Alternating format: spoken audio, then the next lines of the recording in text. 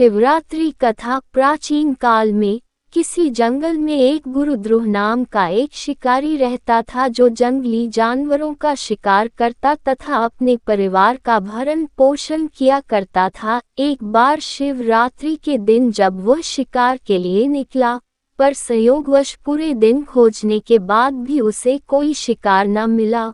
उसके बच्चों, पत्नी एवं माता पिता को भूखा रहना पड़ेगा, इस बात से वह चिंतित हो गया।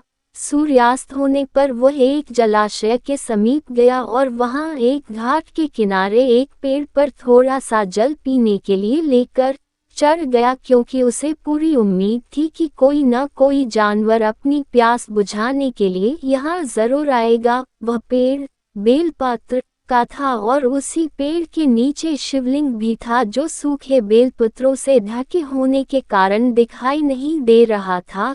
रात का पहला प्रहर बीतने से पहले एक हिरनी वहां पर पानी पीने के लिए आई। उसे देखते ही शिकारी ने अपने धनुष पर बाण साधा। ऐसा करने में उसके हाथ के धक्के से कुछ पत्ते एवं जल की कुछ बूंदें नीचे बने शिवलिंग पर गिरी और अनजाने में ही शिकारी की पहले प्रहर की पूजा हो गई।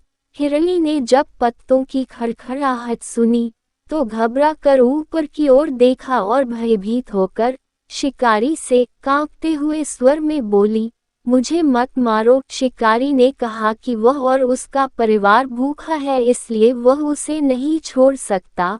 हिरनी ने वादा किया कि वह अपने बच्चों को अपने स्वामी को सौंपकर लौट आएगी, तब वह उसका शिकार कर ले। शिकारी को उसकी बात का विश्वास नहीं हो रहा था। उसने फिर से शिकारी को यह कहते हुए अपनी बात का भरोसा करवाया कि जैसे सत्य पर ही धरती टिकी है, समुद्र मर्यादा में रहता है और झरनों से जल धाराएं गिरा करती हैं, वैसे ही वह भी सत्य बोल रही है। क्रूर होने के बावजूद भी शिकारी को उस पर दया आ गई और उसने जल्दी लौटना कहकर उस हिरनी को जाने दिया। थोड़ी ही देर बाद एक और हिरनी वहां पानी पीने आई। शिकारी सावधान हो गया, तीर सांधने लगा और ऐसा करते हुए उसके हाथ के धक्के से फिर पहले की ही तरह थोड़ा जल और कुछ बेलपत्र नीचे शिवलिंग पर जा गिरे और अनायास ही शिकारी की दूसरे प्रहर की पूजा भी हो गई।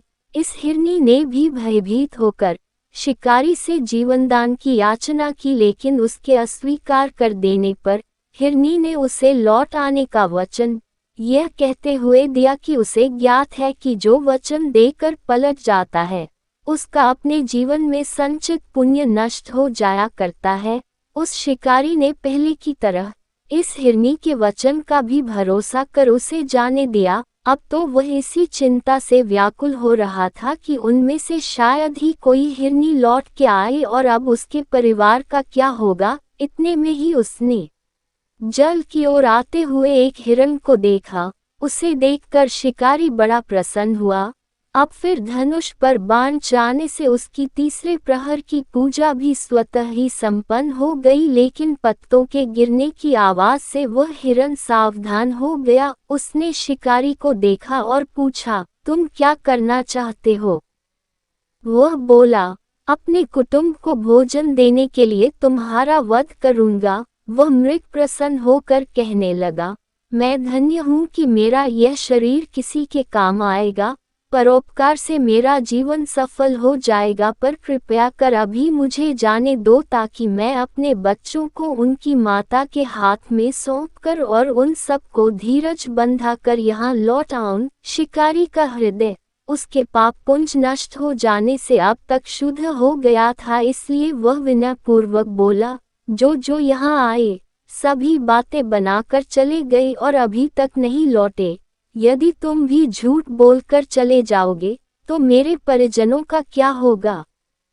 अब हिरण ने यह कहते हुए उसे अपने सत्य बोलने का भरोसा दिलवाया कि यदि वह लौटकर न आए तो उसे वह पाप लगे जो उसे लगा करता है, जो सामर्थ्य रहते हुए भी दूसरे का उपकार नहीं करता। शिकारी ने उसे भी यह कहकर जाने दिया कि शीघ्र लौट आना। रात्रि का अंतिम प्रहर शुरू होते ही उस शिकारी के हर्ष की सीमा न थी, क्योंकि उसने उन सब हिरन हिरनियों को अपने बच्चों सहित एक साथ आते देख लिया था। उन्हें देखते ही उसने अपने धनुष पर बाण रखा और पहले की ही तरह उसकी चौथे प्रहर की भी शिव पूजा संपन्न हो गई।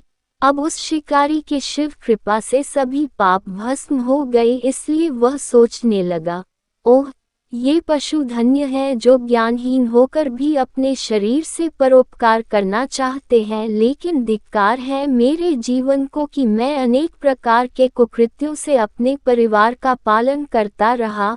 अब उसने अपना बाण रोक लिया तथा मृगों से कहा कि वे सब धन्य है तथा उन्हें वापस जाने दिया। उसके ऐसा करने पर भगवान शंकर ने प्रसन्न होकर तत्काल उसे अपने दिव्य स्वरूप का दर्शन करवाया तथा उसे सुख समृद्धि का वरदान देकर गुह नाम प्रदान किया। मित्रों, यही वह गुह था जिसके साथ भगवान श्री राम ने मित्रता की थी। शिव जी जटाओं में गंगा जी को धारण करने वाले, सिर पर चंद्रमा को सजाने वाले, मस्तक पर त्रिपुंड तथा तीसरे नेत्र वाले, कंठ में कालपाश नागराज तथा रुद्राक्षमाला से सुशोभित, हाथ में डमरू और त्रिशूल है, जिनके और भक्तगण बड़ी श्रद्धा से जिन्हें शिव शंकर, शंकर, भोलेनाथ, महादेव, भगवान आशुतोष, उमापति, गौरी शंकर, सोमेश्वर, महाकाल, ओंकारेश्वर, वैद्यनाथ, नीलकंठ, त्रिपुरारी,